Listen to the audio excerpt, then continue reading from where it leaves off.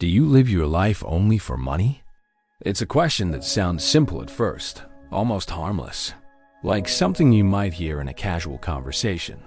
Yet the moment you begin thinking about it honestly, it slowly becomes one of the most uncomfortable questions a person can ask themselves.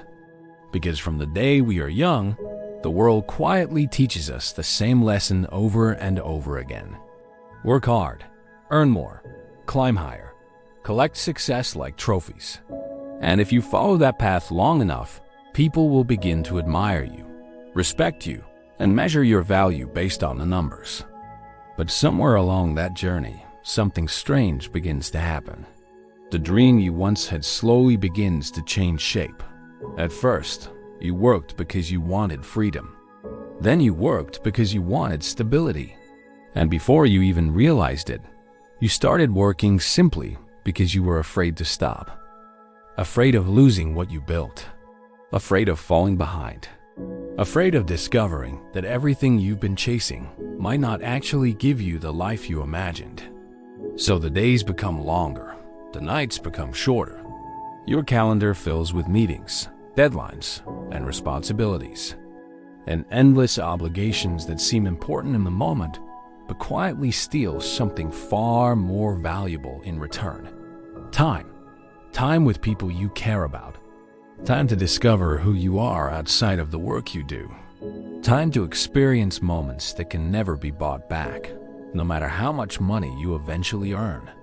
But the truth is, most people don't notice this trade happening while it's taking place. Because life doesn't stop suddenly.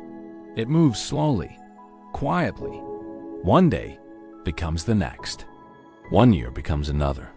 And before long, decades pass while you are busy trying to build a life that you rarely pause to actually live. Then one day, something small happens.